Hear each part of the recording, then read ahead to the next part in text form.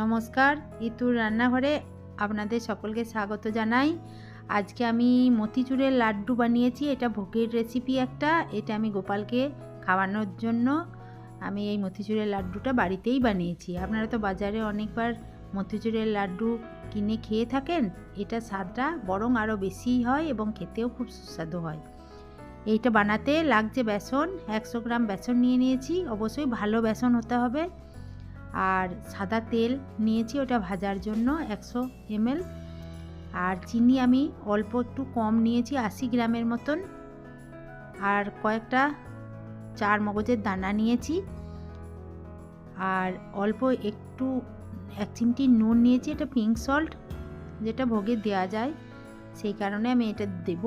1 চিমটি নুনটা প্রথমে আমি দিয়ে দিলাম। এরপর এটাকে আমি সুন্দর করে মিশিয়ে দেব। এরপর অল্প অল্প করে জল দিয়ে আমি এটা একটা ব্যাটার তৈরি করব।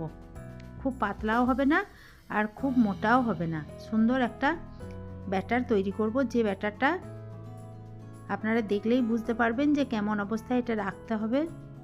খুব বেশি মোটা করে দিলে একটু ভাজতে অসুবিধা হবে। এই রকম অবস্থায় আপনারা রেখে দেবেন। এরপর আমি কড়াই চাপিয়ে দিয়েছি গ্যাসের মধ্যে এবং তেলও ঢেলে দিলাম। তেলটা খুব গরম হয়ে গেছে। এই অবস্থায় আমি চামচে করে করে ওই বেসনটাকে ভেজে নেব। এটা চাইলে আপনারা ছোট দানা ইয়েতে দিতে পারেন, কিন্তু এইটা বেশি ভালো হয়। সহজভাবে করতে গেলে এইভাবে ভেজে নিলেও খুব স্বাদটা ভালো হয় এবং বানানোটাও সহজ হয়। আমি এইভাবে সমস্ত বেসনটাকে এইভাবে আমি ভেজে তুলে রাখবো। একটু ভালো করে ভাজতে হবে যাতে একটু মুচমুচে হয়ে যায়। ভাজা হয়ে গেছে। আমি ওই বেসনের বড়াগুলো আমি ভেজে তুলে নিচ্ছি।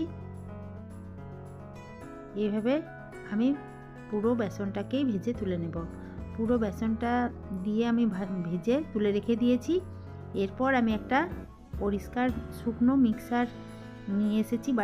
বাটির মধ্যে এটাকে ভরে ব্লেন্ড করে নেব। এবার ব্লেন্ড করে নিয়েছি। কত সুন্দর গুঁড়ো গুঁড়ো হয়ে গেছে। এটাকে আমি এক পাশে সরিয়ে কড়াইয়ের মধ্যে চিনিটা দিয়ে দিলাম। ওই চিনিটা যতটা পরিমাণ চিনি ততটা পরিমাণ জল দিয়ে আমি এই চিনিটাকে গলিয়ে একটা আঠালো আঠালো ভাব অবস্থা তৈরি করে নেব। চিনিটাকে আমি গলিয়ে নেব। কত সুন্দর চিনিটা গলে গেছে, ফুটে গেছে। কিন্তু এটার মধ্যে যতক্ষণ না একটু চিট ভাব আসছে ততক্ষণ পর্যন্ত আমি এটা নাড়তে থাকবো।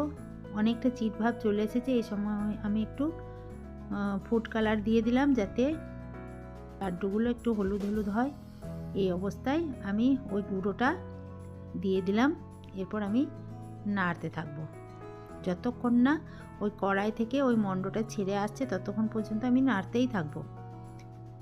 এবার বারবার নাড়তে নাড়তে কত সুন্দর জলটা শুকিয়ে গেছে এবং কড়াই থেকে ছেড়ে উঠে আসছে। এরপর আমার পাকানোর জন্যে লাড্ডুগুলো পাকানোর জন্যে রেডি। এই অবস্থায় আমি মগজদানাগুলো দিয়ে দিলাম যাতে দেখতেও ভালো লাগে এবং খেতেও খুব সুন্দর লাগে। আর এক্সট্রা আর কোনো কিছু এর সঙ্গে অ্যাড করবার দরকার নেই। ঠান্ডা হয়ে গেছে। আমি হাতে তেল মেখে গোল গোল করে এটাকে আমি লাড্ডুর আকারে তৈরি করে নিচ্ছি। দেখতেই পাচ্ছেন খুব সুন্দর হয়ে গেছে লাড্ডুগুলো বানানো। এটা আমি গোপালকে ভোগ নিবেদন করার জন্য আমি একটা ছোট থালাতে করে সাজিয়ে নিলাম। আপনারা বাড়িতে বানাবেন। খুব সহজ কয়েকটা উপকরণ দিয়ে এটা বানানো যায় এবং খেতেও খুব সুন্দর হয়।